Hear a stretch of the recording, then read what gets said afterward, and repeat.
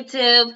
I'm here to record my video for How to Get Away with Murder, Season 2, Episode 11.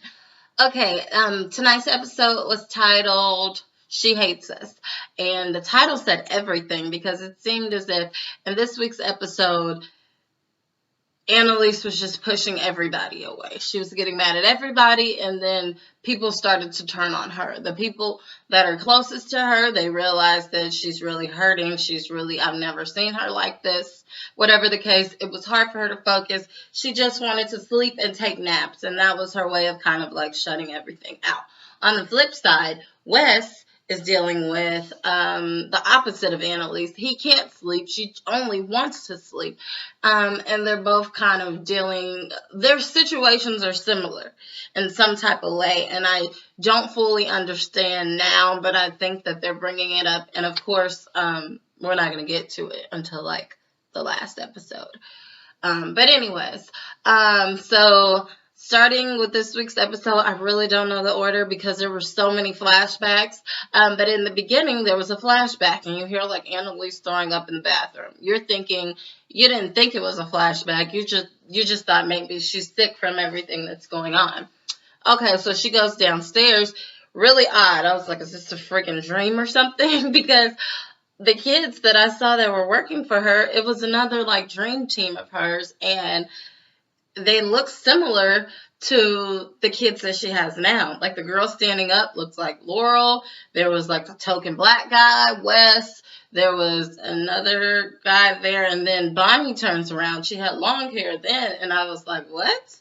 And then you see Frank, and Frank is like trying to hook up with a girl that looks like Laurel, and I'm like, this is what you guys do. Very strange. Like, when new kids come into her class, she must think, okay, this one looks like that one, this one looks like that one, I'm going to put together the same group. But anywho, the big wow moment of this scene was that when she came downstairs, she's pregnant. So you're like, okay, everybody else was aware of the fact that she was pregnant as well. Something that also threw me off was that Sam was like super happy about it and talking about, this was her like husband, talking about how they had like sonogram appointments to go to, and it's a boy, and he's so happy about it and all this stuff. And she doesn't seem quite thrilled about it, but I think she's just like kind of like pleased that Sam is happy. So we didn't know that in the past. We thought that Annalise was not capable of having kids. And whatever has happened, perhaps that's why a part of him hated her or like ventured out to other girls, which makes it horrible that Lila was pregnant and then his wife, whatever happened with their baby, I don't know.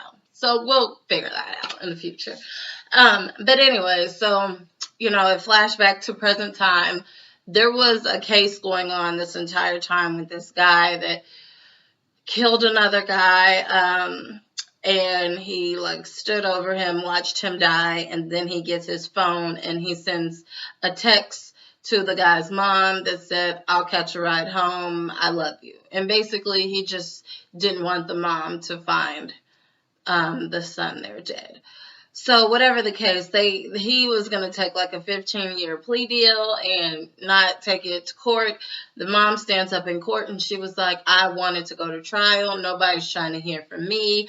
I am the actual mother of the victim, and I want the sentence shortened. And everybody's like, what? So whatever the case, it basically turned out to be she wanted it shortened because she didn't want to live with hate in her heart. And she would never be able to like heal and move on because she would know that somebody else is like suffering. She wanted to give him some type of hope. I don't know. This lady is like holy, holy, holy for real, because if somebody just like kills your son and takes your son from you, and then you text the last words to her, I'm getting a ride, I love you. She thought those were her son's last words, and technically they weren't. But in all of that, she gave him some type of hope. And basically, they were trying to prosecute him and give him, like, the death penalty. Well, they tried to pull that back, and they said, well, just give him life in prison. And Annalise and the mom are like, no, don't do that. And because he had actually admitted that he did it, and they had, like, an emotional moment. Well, the guy says, no, I did the crime. I want to do the time. I deserve life in prison. So, whatever the case, that really was like not an important part of the episode. What was important was what was going on with Annalise and Wes. So Wes had went to the doctor because he wanted sleeping pills because he can't sleep. Well, the doctor told him, I can't give you sleeping pills. And he's like, why not? I just want to sleep and I'm busy with law school and all this stuff. Okay, well, it's going to be your fault if I end up like killing myself. And she's like, you really shouldn't have said that. And he's like, why? She's like, because now I basically have to keep you here under watch to make sure that you don't actually follow through with it. So he's like, no, I was just kidding. She's like, I'm sorry, but I can't do that. So whatever the case, he's calling Laurel, trying to get Laurel to get him out. Laurel comes and pretends like she's his girlfriend and is like, hey, he was just joking. She's like, no, he's not joking. She tried to like talk her way out of it with legal terms, and the doctor came right back at her with more facts. And basically, West had to stay for another day or whatever and continue talking to the doctor. So basically what it boils down to is that Wes started telling the doctor about his childhood and everything seemed good, and all of a sudden he goes home one day and his mom, there's like blood everywhere and she's on the floor. He knew he should have went over to her and did something, but he couldn't. He just stopped and stared. Next thing you know, the police came and she died in the ambulance. So that was quite sad. Now, the scary part about it is that Annalise, she clearly has something to do with it. When Annalise kept saying in her 10 years flashbacks that she had to go to Cleveland for business, well, perhaps it was for business. She actually went to meet with who we think may be Wes's mom, or who he thinks is his mom. And when she goes to meet with this lady, she's still super pregnant, and she basically shows the lady a file of somebody's like murder case or whatever, and the lady got uncomfortable really quick and started to walk away. So there's some type of connection between this guy and the lady that made her uncomfortable. I don't know if the lady did something, because Annalise said, I want to help you, and perhaps that's why the lady ended up committing suicide. I don't know. But whatever the case, Wes knows who this person is as well, because at the end of the episode, Annalise puts that file into an envelope and puts it in front of Wes's door. So, and he's like searching through all of it. So perhaps he'll get some closure or answers from that. Meanwhile, all of the students are getting pissed off because Annalise is not acting right. She's not even working. They keep snapping back at her, and they're like, we're doing your job for you, all of this stuff. And then Laurel snaps and she says, Annalise, she hates us. She doesn't even care about us.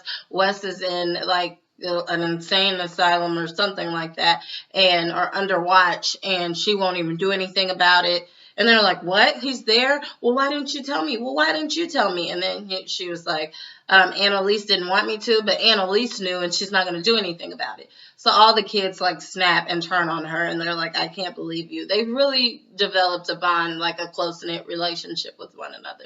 So they go down there to like get him out. But apparently, since he told the truth and he began to heal from it, the lady decided to let him out. And they have a bonding moment in the car.